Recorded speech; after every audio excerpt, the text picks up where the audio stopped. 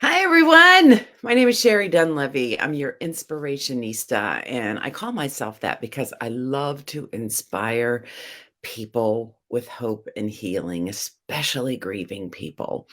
Um, that's why we're going to be talking about what we're talking about today. Today, I'm talking about graduating grief and loving your life after loss. And is it possible? Well, we're going to find out. So, I'm going to go ahead and share my screen, or will you share the slides? I'm not sure, Nathan, but I'm really excited to get started with all of you. And let me see if I have to do, nope, I don't want to remove those from the studio. So whenever he puts my slides up, I guess I can start. But the whole thing is I want to give you, there we go, some understanding of grief, because sometimes I'm talking to people and they're telling me these things that are happening to them, and they don't realize that it's grief. And then I'm going to share with you some things that you can do right now to manage it, especially if you're in the acute phases. So I hope that you're ready to get started. I am really wanting to inspire hope and healing into your hearts, minds, and souls. So let's take off. So let's just start with the last 2 years that we've been living life. Much of the world has been experiencing some kind of grief. We truly have. I have a podcast called the Graduating Grief Podcast, and it serves two purposes. The first one is to show you examples and talk to examples of people who have lost so much in their life, and yet they have moved through it to the other side and found healing, right? And the other aspect of this is to bring in grief experts that can show you and provide you with tools on how you can do that. And so one of those experts was Dr. Phyllis Kaminsky, and she gave me this definition of grief that I thought was absolutely incredible. And her definition was grief is what we feel when we lose someone or something we hold dear. Okay, so let's go back to the last 2 years and take a look at all the things that we've lost that we've held so dear, like the way we live our lives, right? And human touch and connection, physical hugs, um, kisses. We've lost this time of year, last year and the year before, graduations. Kids were not, we lost school years, entire school years. We've lost weddings and vacations and family holidays. That first year during the pandemic, no Christmas with my family, no Thanksgiving with my family. Last year, no Thanksgiving with my family. And some of us have lost our income, our means of making money, our businesses that we've poured our whole hearts and souls into. We're grieving. These are some of the things that we've held dear. That's not even talking about the people that we've lost through this pandemic, whether it was to the COVID virus or not. We've had the death of family members, the death of friends, of work colleagues, of neighbors. We've experienced loved ones and the fear and the trauma of them dying alone. No way for us to say goodbye. We've had to do it on FaceTime. And then when they finally pass, there's no one there to comfort us because we were living in a pandemic. And so we are grieving. Friends, we are grieving. All of us are grieving. And if we don't handle the pain and the feelings of grief, we stuff them down, it's coming out in another way. It's coming out in another way. We think of a grieving person as someone who's just sad and someone who's just withdrawn into themselves and they're sad and lonely and crying by themselves. And maybe that is the case behind doors, behind closed doors. But when we open that door and go out into the world, a lot of times that's not what we're bringing with us. We're putting on a mask, right? And so that grief, if not handled, can come out as anger. Oh, we've seen that, haven't we? We've seen that all over the world.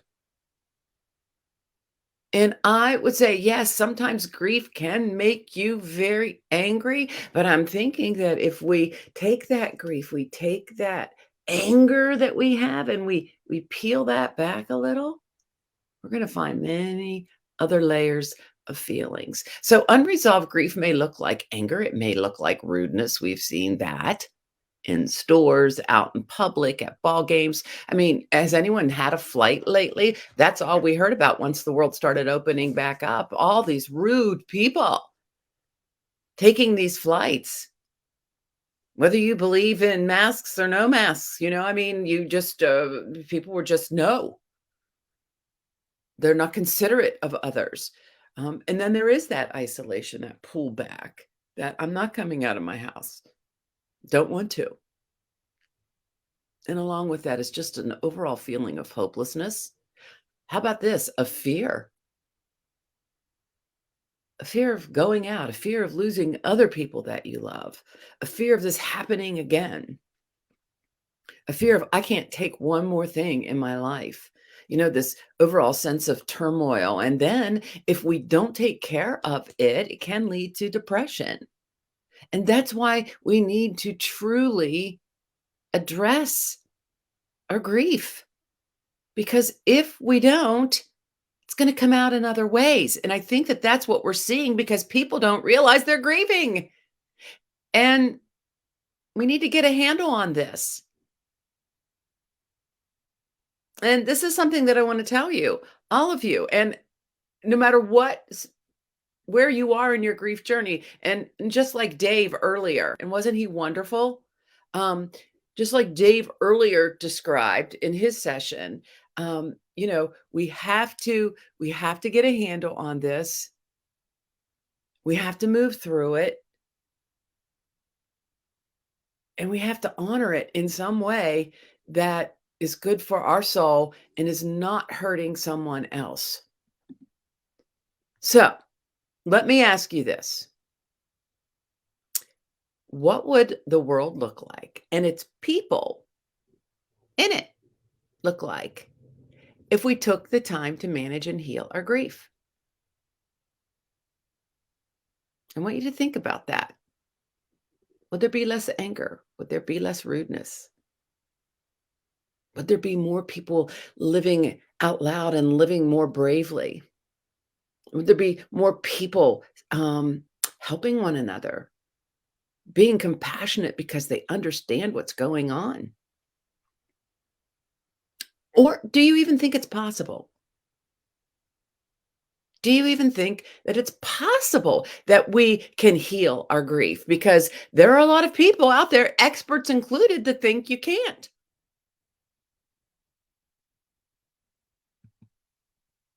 And here's why. There's so many myths surrounding grief. Myth number one is that grief is carried with you the rest of your life. Myth number two is that time heals all wounds.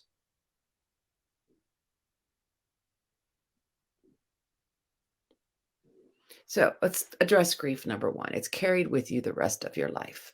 I always thought about this after I lost my son in 1999. That sounds like a death sentence when you're alive. That you have to carry something so heavy and so painful for all the rest of the days of your life. And I was thinking, I don't want to do that. I don't want to live that way. And I just couldn't accept that death sentence for me. And besides, how are you supposed to carry grief? Are you supposed to carry it over your shoulder? Your right shoulder, your left shoulder, on your left hip, on your right hip, over your back?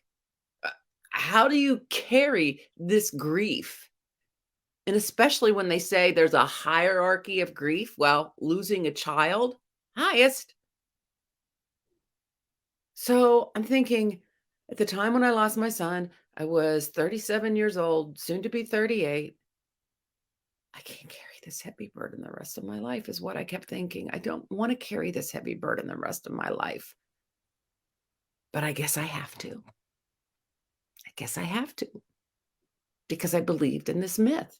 But then let's look at myth number two, where time heals all wounds. Okay, Sherry. Well, maybe if you just sit with it, it'll go away. Well, let me tell you what. I kind of sat with it for 13 years. It did not go away. Now, I did seek ways to alleviate it, but I thought that was as good as it got. So I just sat and wait. I did some work up front and I just sat and waited for time to heal my wounds. That didn't work. That didn't work because it's a myth. But I'm here to tell you that you can graduate from the pain and suffering of your grief and step into living and loving your life again. Please believe this, loving your life again after loss. You can. And you know why you can? Because I'm living proof that you can. You see, I alluded to the fact that I was a grieving mom. I lost my son, Brandon, in 1999. Last year, I had three significant losses. I lost my beloved dog, who was like my substitute baby. This coming week will be 1 year from the time that my dad transitioned, as Dave says. And then in October, my best friend from high school and college roommate laid down to take a nap and just didn't wake up. Now, here's the thing. The biggest difference between now, what I know now, versus what I didn't know then, is that each time I endured a loss, I embraced it. And I don't mean like I entered into it fully. Okay. And when I wasn't okay, I realized I'm not okay right now, but I know I will be. I know it's possible because if I did it once with my son, I know I can do it again using those same tools to help me move through the losses of these three beings that I loved dearly. I'm not okay right now, but I know I will be. And I want you to remember that too. On those days that you are feeling like the world is imploding on you, it's okay to not be okay, but you must remember that you will be, okay? And that you can be. That's the difference. That's the seed of hope and healing. So before I move forward, let me move back a little and really enter into, my story, where I was, how I progressed, what I've learned along the way, so that maybe you might be able to take something, you might be able to understand me and my process, and then take it and relate it to you and where you are. Okay. So pre grief, I was a television news anchor. This was the major that I had in college. I progressed very early in my career to a main anchor position. I was living life, living and loving life, right? And then I met my wonderful husband to be. We got married, so there were television cameras at my wedding. And then when we started our family, there were television cameras in the hospital, not during the delivery, but in the hospital when my son Trey was born. And then I had my pregnancy with my second son, Brandon. And it was a high risk pregnancy. And we realized there was something that was incredibly wrong. And the entire pregnancy, we were solely focused on a game plan of how were we going to make what actions were we going to take to ensure that our son had the best chance of survival, because he didn't have a very good chance, but we were doing everything within our power. So everything um in my life was going according to how I planned, right? And then the wind was knocked right out from underneath of us. And my beautiful son, Brandon, was born in March of 1999. Um, Wednesday was the 23rd anniversary of his transition. And Dave Roberts was saying that that is the birthday of his daughter, Janine. And I thought that was uh, quite significant. And I'll talk to him about that later. But my son, we just I don't want to say celebrated, but we just last Wednesday, this past Wednesday was his transition date of 23 years. Okay. So for 13 of those years, I survived as a grieving mom. I survived my grief. But I'm here to tell you that you can thrive even though you're grieving. And see, I didn't know that was possible. So let's take you into the surviving mode. I was the grieving mom. I was very sad. I was very lonely. I was fearful. Oh my gosh, I was so fearful. 2 years, no, 1 year or 2 years, 2 years after Brandon died, 9/11 happened. Okay, so then the whole world, I was afraid of the whole world. Prior to that, I was afraid of my 3-year-old son getting on a swing set or going to a playground or climbing, things that children normally do. And I remember saying, please don't do that. I've lost one son. I can't lose another. I lived in a constant state of fear that I would lose other people that I loved. Have you been able to relate to something like that? If you are in the comments, please put them in the comments. I'd love to hear. Maybe I should go over to the comments. Um, so, I wanted to feel better, but then I felt guilty. How many of us do that? How many of us, our soul is saying, be happy, but our mind is saying, how dare you? My son is dead. Your son is dead. You have no right to be happy. You have no right to be enjoying life.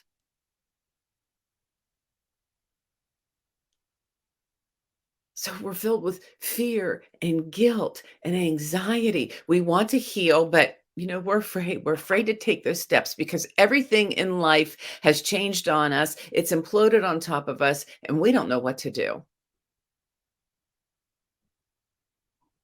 And I just accepted this is my lot in life, and this is how I must exist the rest of my life, living in that manner, surviving my grief, living and breathing and surviving, but not thriving.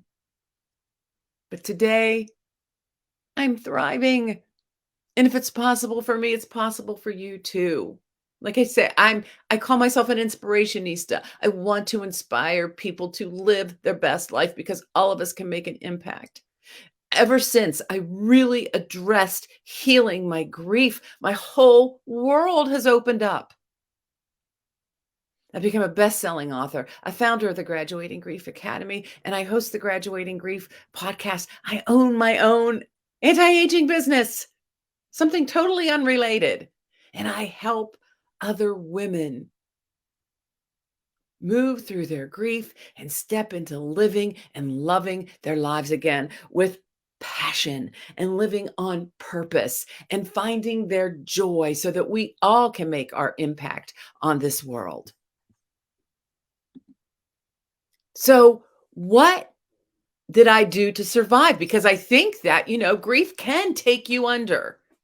And I want to share this story with you. When I was a reporter, I met a woman who lost her daughter during a flash flood, and I was there through the whole process of when her daughter was missing, from when they discovered her daughter's body days later, and this woman's intense grief. And we formed this bond, even though I hadn't been married yet, hadn't had children, couldn't really relate to her situation. This woman touched my life. And one day when I was anchoring the news 6 years later, I was reading a story about a woman's body being discovered on the bank of the Ohio River, only to find out it was that same woman who took her own life at the spot where they pulled her daughter's body out of the water. Now, I tell you that story because when I lost my son, one of the first thoughts that came into my mind was that I cannot be her. I cannot let and allow this deep pain and grief to destroy me. I can't do it. So, what can I do to survive? Well, the first thing I did, I turned to my religion and my faith at the hospital during the time that my son was alive. Every pastor, every chaplain, every priest, every nun that I could talk to, I was talking to them about this. I went into Bible studies. I went into my Bible. I was really, praying the rosary, just anything that could help save my boy and help save me and move through this grief. And I went to counseling. But what I found out is many counselors, they're not trained in grief. And then I went to a support group, which at first was wonderful. And it helped me a great deal because you know what? All of a sudden, when you lose someone that you love, especially a child, you feel like you've been initiated into this club that you never wanted membership in, you never wanted to be a part of. And yet, here you are. And so the best consolation is that, oh my gosh, there are other members. They get it. They know how I'm feeling. And these were the people that helped us move through, especially that first year of grief when Mother's Day came up and Father's Day came up and you have a dead child.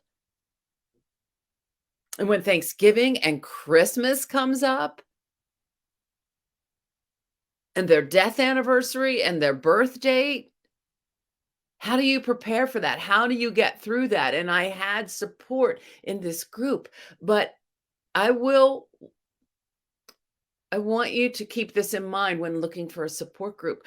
I would look for a support group that is finite, a support group that's there to lift you up, encourage you, and move you in the direction of hope and healing. You see, because mine was perpetual, meaning that it never ended. You could stay for as long as you needed to stay, and people stayed for years. And every week they told their story, and every week they sobbed and they cried, and every week new grievers would come in, and you're taking on their grief and your grief. And there's just so much grief in the room. And we need to be focused on hope and healing. And there came a day where I told my husband, I can't go back. And he said, "Why? They're wonderful people." They were wonderful people. They were loving people. But I was feeling kind of okay as I was moving through my grief. And then I'd go to that group and fall apart and feel 10 times worse when I left.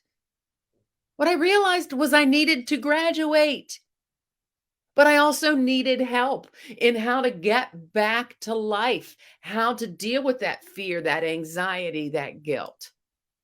That's what I needed.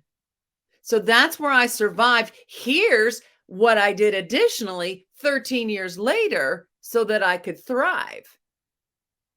And so here I am, surviving my grief, watching my son grow up. And all of a sudden, he's getting ready to go to college. And grief hits me smack in the face again because now I realize I'm losing my other son in a whole different way. And all the grief that I had stuffed down from my son Brandon's death, and all the grief that I was starting to feel with my son Trey's departure for college was coming up into this perfect storm. And I knew I needed to get a handle on it. And that's when my friend introduced me to a grief coach. It made all the difference in the world. Grief completion, completing the unfinished feelings with my grief over Brandon, addressing what I was feeling with my son Trey, being able to forgive it and release it and set my life up to help rebuild it. I also turned to personal and spiritual development. I was waiting on someone else to fix me. I had to fix me. Mindset shifts, focusing on growth and gratitude, connection to God and a higher power. What lessons has this taught me? How can I grow through this? Not just how do I go through this, how can I grow through this? And then I needed a positive, encouraging community, and I couldn't find it. So I started one. It's on Facebook. It's a positive grief support group. There is a difference. There is a difference. So when you are looking for grief support, I would advise you, if you're going to a group, try to get one that is finite, something that cycles you through. Okay? Something that pushes you in the direction of hope and healing. And also one that offers support and encouragement when you fall, instead of many of the grief groups that you find online that feed the pain instead of feeding the hope and healing. Because I have been a part of too many groups that fed the pain and kept me in the cycle of telling my story over and over and over, of reliving the moment that Brandon died, of reliving the times that he crashed, of reliving all of the trauma and horror of losing our child. You'll always feel this way, Sherrie. It's never going to go away. That grief will live in your heart the rest of your life. Or I remember that feeling, Sherrie. And you know what? When that happened to me, here's what I did. Maybe this will help you. There's a huge difference. So make sure you are engaged in a group of positive grief support. Okay? That's what helped me thrive. Because when it comes to grieving, my friend, you have a choice. You can either let it define you, or you can let it refine you. You see, if I would have let it define me, I would have always been known as the poor TV newswoman who lost her son and could never be happy again. And it destroyed her. And everyone else would say, I don't blame you. I don't think I could survive the loss of my child either. And many people make that choice. They might not even realize they're making that choice. They've fallen down and they've never gotten back up again. But here's what I say: if you lay, you decay. Okay? So we need to lift back up. How can your grief refine you? How can you grow through this? That's why I started the Graduating Grief Academy. This is something that helps people where they are, wherever you are in your own grief journey. And it leads you to where you want to be. I want to tell you why I designed this, because I wish this was something that I had when I was going through what I was going through. It starts with the freshman level, but it doesn't have to start at the freshman level for you to enter into the academy. You don't have to come in as a freshman. But this is for the people that don't understand what's going on with grief. They don't understand what's going on in their body. They don't understand why they can't sleep. They don't understand what's going on. They just know that it feels so horrible. They've never experienced anything like this, and they feel helpless. And they want people when they don't want people. So this is the freshman level. This is like the grief 101. And I used to, in years past, always send copies of books that had helped me in my grief journey. But I realized when you're fresh in your grief journey, you can't focus. You can't retain that information. You read the same sentence over and over again. It's just something that happens to your body. It's a physical effect of your grief. So what I've created is a 6-session video series with a workbook that you can do when you feel up to it. And it guides you through. And I'm going to take you through some of those exercises here at the end. But you can do this when you feel ready for it and when you feel up to it. And you don't have to read. All you have to do is press play. So that's the freshman level. The sophomore level, this is the meat and the potatoes. This is what took me from surviving my grief. And that freshman level just helps you survive.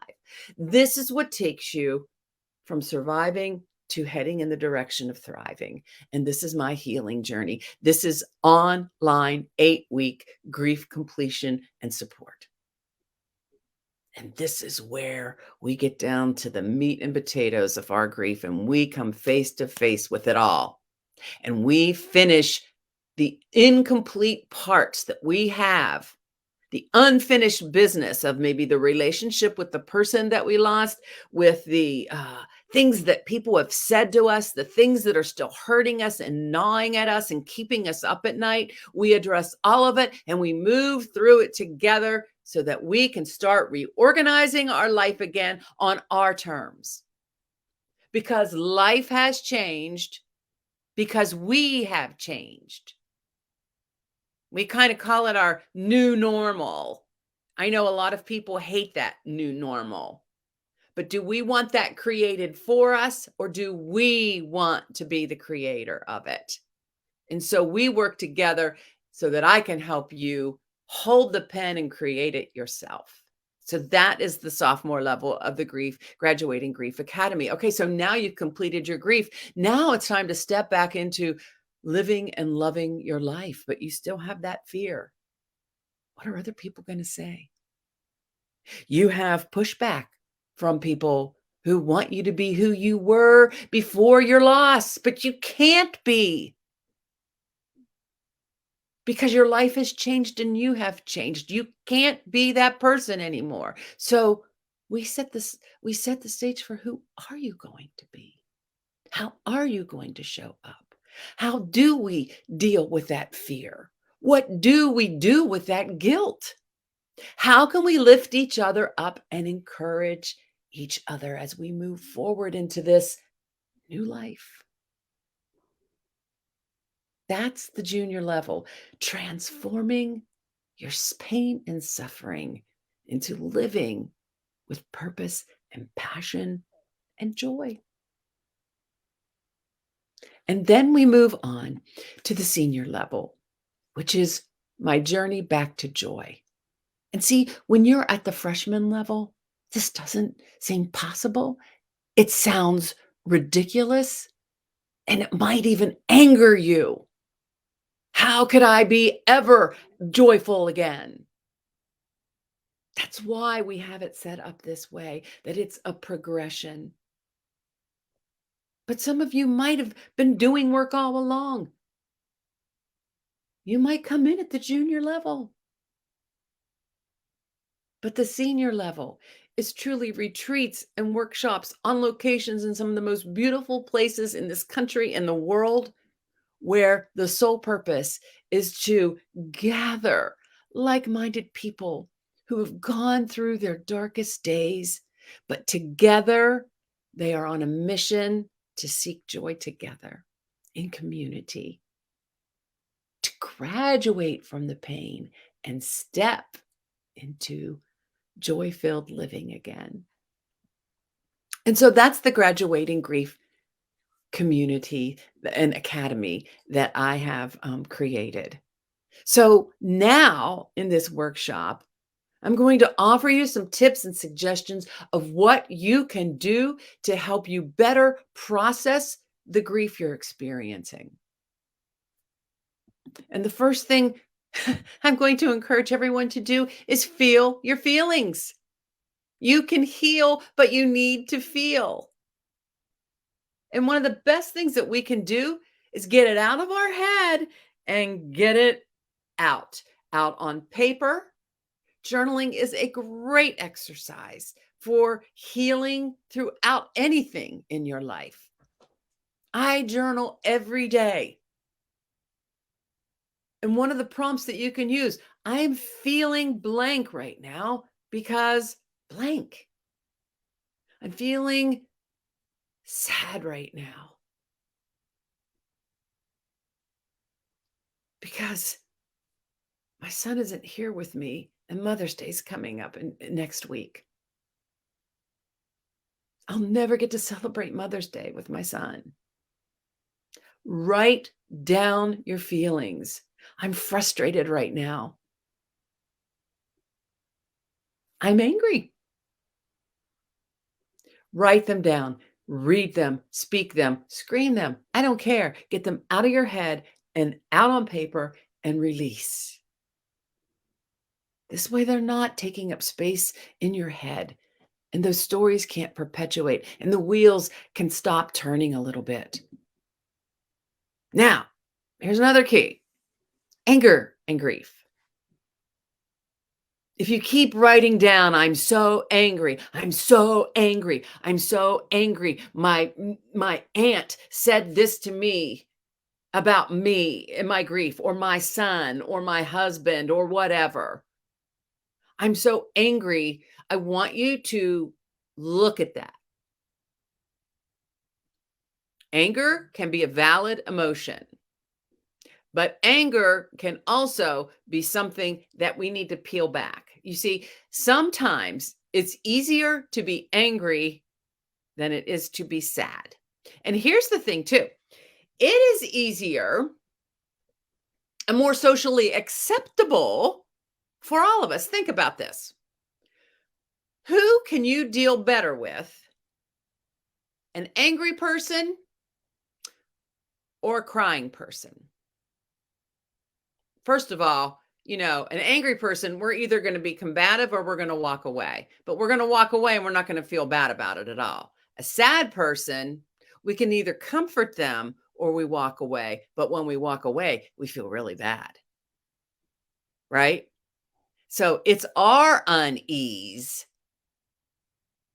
with other people's sadness that makes us tamp down our sadness and let anger pop out and be the prominent emotion. And anger is a legitimate emotion. But my point is it really anger, or is it something more? Can we peel back the layers and find out if that anger is maybe hurt or sadness or frustration. So it's like I say, it's like an onion. You peel back the layers until you find out what that feeling is, and then you address it. And then you go, oh, that's where that comes from. It's not easy work to do. And we have to come face to face with a lot of things that we don't really want to face. It's just easier to ignore. Like I would tell people, you know what? I stuck my grief on the back burner. I'll deal with you later. I'll deal with you later. I'll deal with you later. But then you know what? You start living life and everything. You get offended by everything that everybody said. You're in a perpetual state of being ticked off and you're just a bitter person. If you're living life like that after losing someone you love, you haven't dealt with your grief. I'm betting you have not dealt with your grief. The next thing I want you to be aware of is your body knows. Your body keeps the score. Right now, I am in physical therapy for back pain. And guess what? It just happens to coincide with the death anniversary of my son and the first year anniversary of the death of my father, which is next week, next Friday. Pretty close together.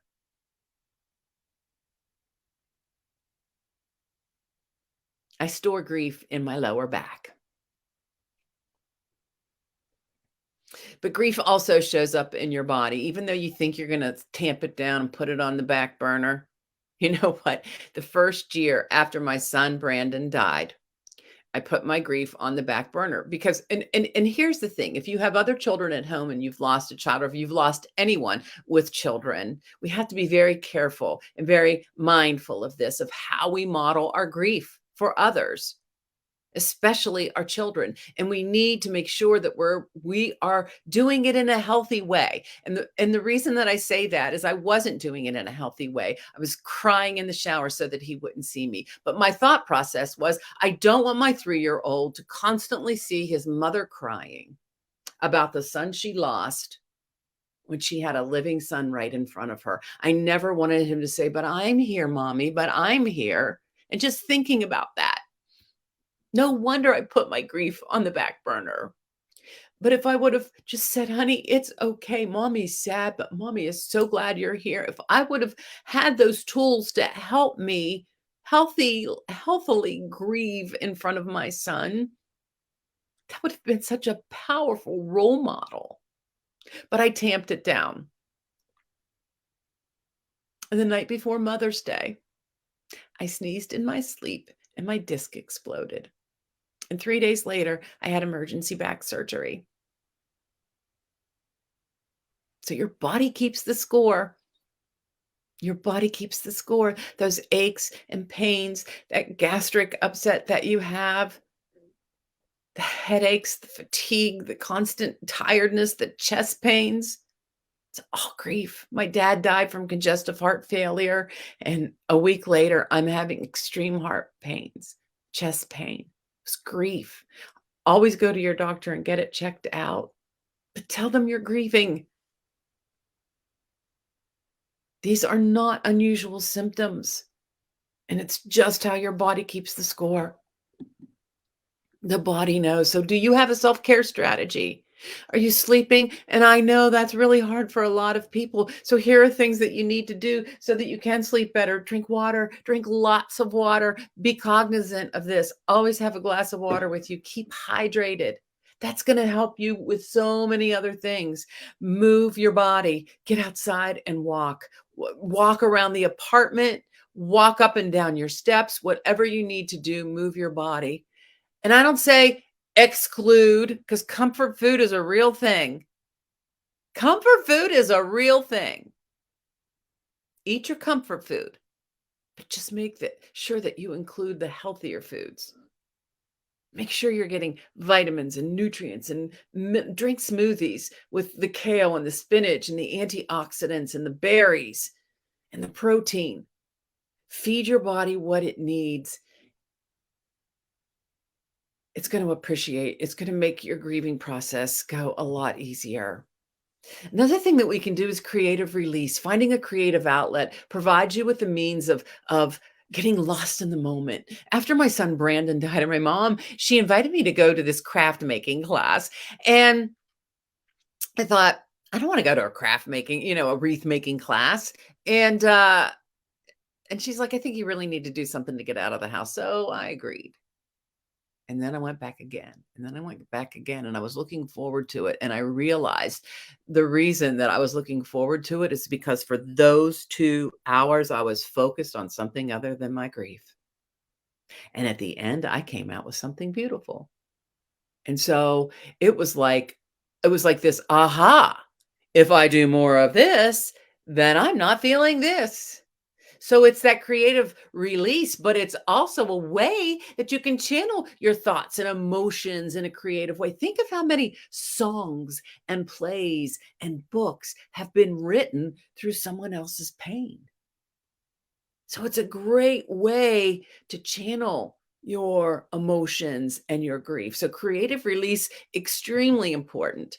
And of course a spiritual practice. And that could be in community, that can be on your own, finding ways to connect to something bigger than ourselves. Nature does it for me. Even though I've lost my father and my son in the heart of the springtime, it's still my favorite season because the world comes alive again. The animals come out, the birds chirp, the world becomes beautiful again. Prayer, meditation, and again, journaling. These are all spiritual practices that you can use to better connect to something that's bigger than you. So, I want to tell you about some free resources that are out there that can help you graduate from the pain of your grief and step into living and loving your life again. The first one is Graduating Grief Support Community. It's an online support community shining a light on hope and healing. It's community support, encouragement, tools, and coaching. Okay. And the next is the Graduating Grief podcast. And like I said, this is available on all of your favorite podcasting, Apple, Google, Spotify. I have other versions on YouTube. Okay, so you can watch it on YouTube. And these are some of the best grief professionals around offering you tools for hope and healing and um also people who have graduated from their grief and who are living and loving their lives. How did they do it? What was their story? What was their struggle? How did they move from this deep pain and suffering through surviving it to living lives of thriving, even though something horrible has happened? So these are free resources for anyone at any time to use. And so before I close, I want to leave you with the top 5 lessons that grief has taught me. The first one is life isn't fair, but it can still be beautiful.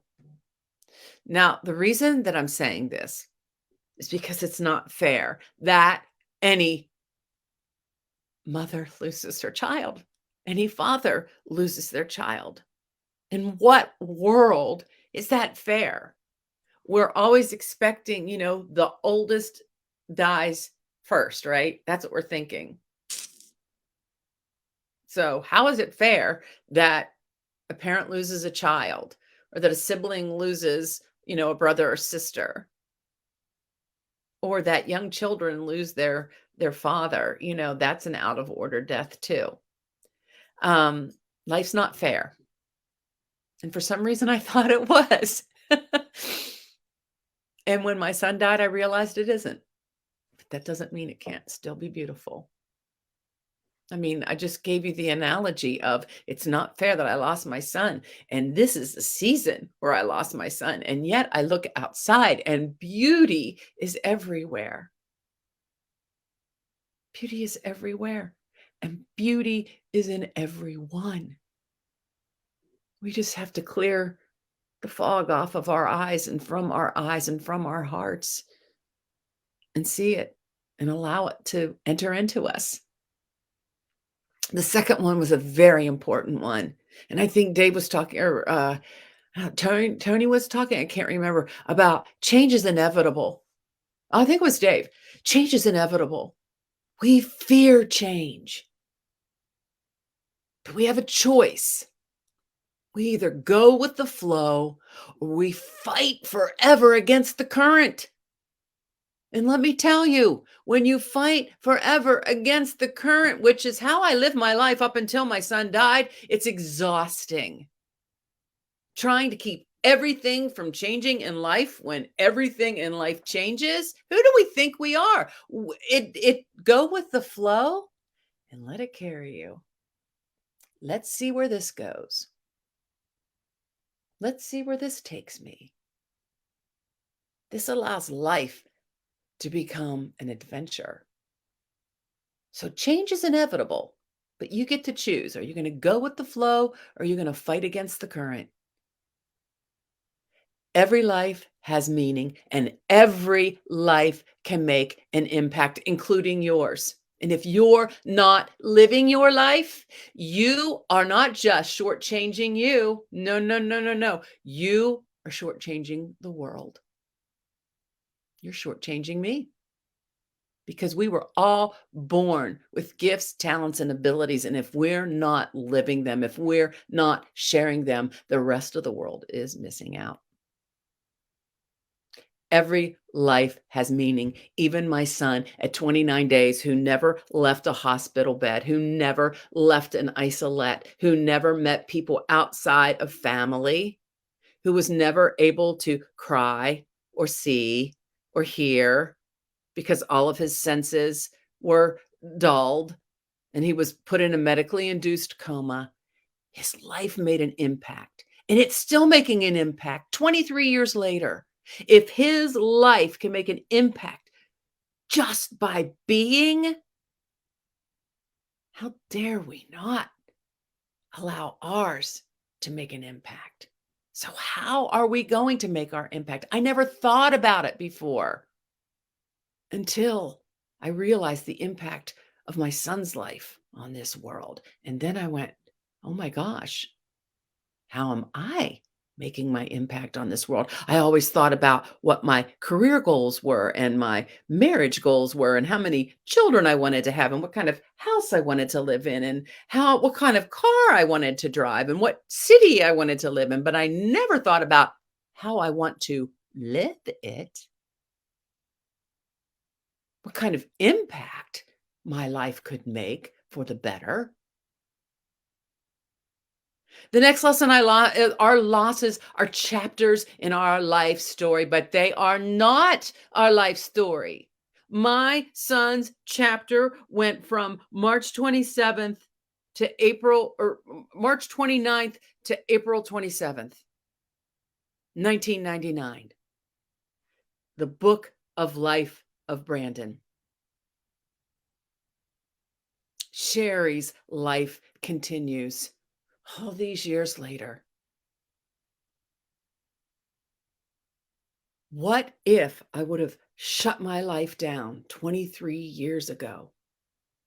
That's 2 lives lost. Brandon's life and death is a chapter in my life story, but and your loss is a chapter in your life story. How are you going to write those other chapters? Will yours be a book of triumph? Will you be the hero of your own life? You get to write it. Or will you be the victim? You write that too. So I encourage you, you can graduate from the pain and suffering of grief and love living your life again. I want you to know that it is so possible, but we have to take personal responsibility. And that's the part that people don't get. They let their loss dictate how they live the rest of their life. And I know that sometimes that's a very hard pill to swallow because we feel, especially at the early, and I don't want to say stages, but at the onset of that deep pain and grief, don't all of us feel like we'll never get up? We can't even lift our head, right? I can't. How can I? But when you look at the graduating grief philosophy, okay, you can look at it from so many ways. I have it set up as an academy so that it's easy to understand, right? So that it's freshman level, sophomore level, junior level, senior level, right? So it takes you from your grief to your healing, to your transformation, to your joy. Okay, but those aren't stages. And I want you to know too that graduating from the pain of your grief does not mean you'll never be sad again. Does not mean you'll never have another day where you feel like you can't get out of bed and you just don't want to. It just means you haven't built your house and your life upon the cornerstone of grief. It means you've graduated beyond. I'm not building my house here. This is not solid ground for me. I'm moving over here. I'm moving in the direction of hope and healing. But graduating grief also means think about that first initial loss where you feel at your darkest and you're on the ground in the fetal position thinking you'll never get up. And then gradually you might lift your head and you might lean up on one elbow. And then you might a little bit later on feel strong enough to sit up. And then you take a deep breath and you feel like I can stand. And maybe then you take a step. And then maybe you turn in the direction of hope and healing and you can start walking again. Or we look at the darkness of our grief and the progression of light shining in our life. It's all a graduation. It's all a graduation into hope and healing. So you might be wondering, where am I in my grief journey? And you might not know. And so this is great. I have devised a quiz, graduatinggrief.com/quiz. That's where it is, graduatinggrief.com/quiz. You can take this free quiz, get your assessment, and sign up for a free consultation with me, and we can go over your results. We can figure out where you might be stuck, where you are, where you want to go. It's as simple as that. So if you go to graduatinggrief.com/quiz, you can take this free quiz and get a free grief coaching session with me. And we can find the best place for you. I love the Academy simply because it's set up for hope and healing. It meets grievers where they are and takes them to where they want to go. So I'm so blessed that you spent some time with me. I hope that you've been able to take a nugget or two from what I have shared with you in this last hour. And I hope you might be able to apply it to add to your grief toolbox, to add to as a vehicle to help you move in the direction of hope and healing. I invite you to join me over on graduatinggrief.com or Facebook group where we are a loving, positive, encouraging support community. And if you would like more information, you saw my slides. And so thank you very much, everyone. It's been my pleasure and honor to serve you today. If there's any questions, if we have time, I'll be happy to answer them.